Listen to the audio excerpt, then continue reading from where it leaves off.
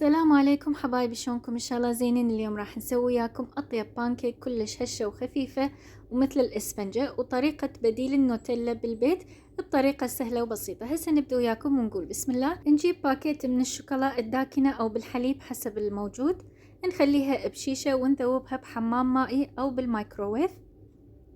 لما نذوب ويانا الشوكولا نضيف فوقها استكان من الحليب المكثف وربع استكان من الزيت النباتي وملعقتين أكل من الكاكاو.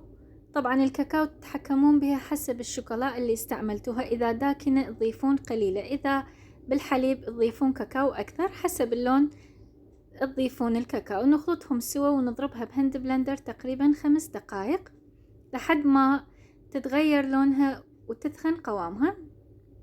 طبعا هاي النوتيلا تقدرون تسووها بالبيت للأطفال، هم سهلة وسريعة، وهم تسووها على نظافة ايديكم بدون مواد حافظة بمكونات سهلة.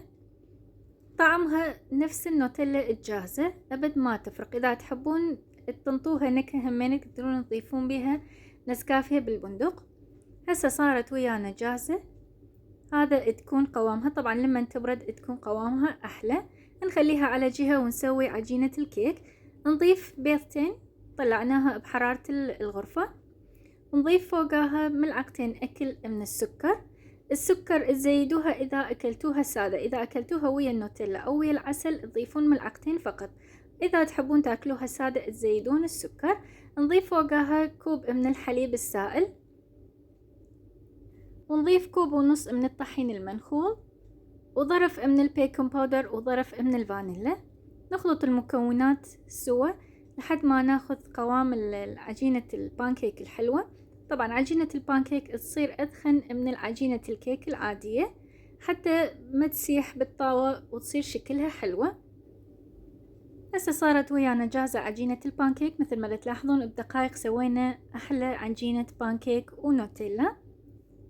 هسه جهزت ويانا العجينة. نجيب طاوة، يفضل تكون تيفال حتى ما تلزق بيها البانكيك.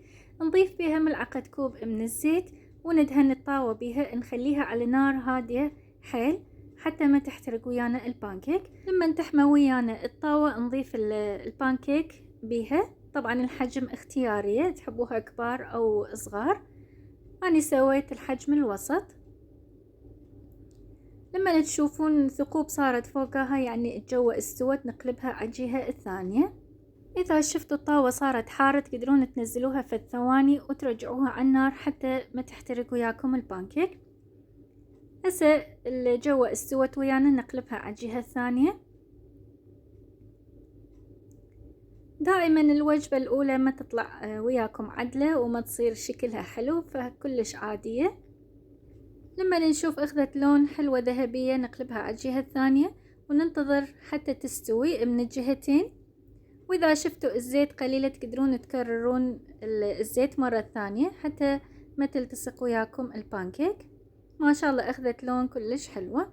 هسه نضيف الوجبة الثانية ونشيل الوجبة الأولى. لما نشوف استوت من الجهتين اخذت لون ذهبي حلو نشيلها، ونبدي نكرر العملية ونضيف العجين لحد ما نكمل كل العجين اللي عندنا.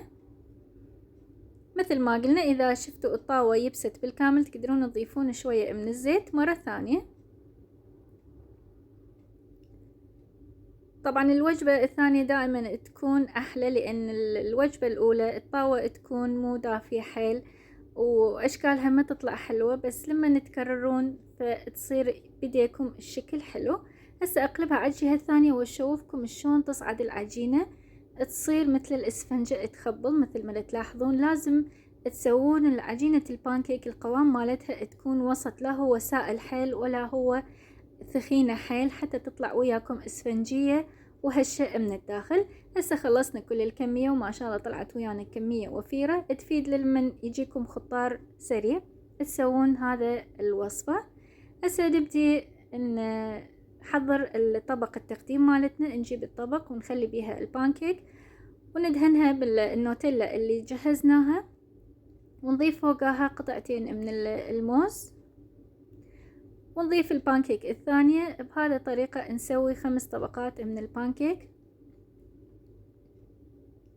وندهنها بالنوتيلا ونضيف الموز لحد ما نكمل الكمية. تحبون 4 طبقات 5 حسب رغبتكم، أو تقدموها سادة. هسه نزين الفوق بالحليب المكثف إذا ما عندكم صوص الشوكولا البيضة. أنا سويت هاي الوصفة بالمكونات الموجودة بالبيت. نزينها بالعود مال الأسنان، ونخلي بأطرافه الفواكه الموجودة عندنا. نزين الطبق بالفواكه الموجودة. طبعا الطبق كلش صارت تشهي، وريحة البانكيك والشوكولا اللي جهزناها واحدة أحلى من الثانية. لازم تجربون هاي الوصفة، كلش سهلة وسريعة، ما طولت مني 10 دقايق سويت أطيب بانكيك وبديل النوتيلا. هسه زينا الطبق مالتنا، وهذا شكلها النهائي بعد ما زيناها. طبعا الطعم والريحة ما أوصف لكم إياها. البديل النوتيلا اللي جهزناها طعمها كلش طيبة، أوصيكم تجربوها بدل ما تشتروها من برا وبها مواد حافظة. سويناها بالبيت وعلى نظافة ايدينا. وهذا شكلها الثاني، قدمناها سادة ويا النوتيلا. مثل ما قلنا تحبون تاكلوها سادة أو ويا نوتيلا أو ويا العسل حسب الموجود. مثل ما تلاحظون كلش هشة وخفيفة ومثل الإسفنجة تخبل، لازم تجربوها.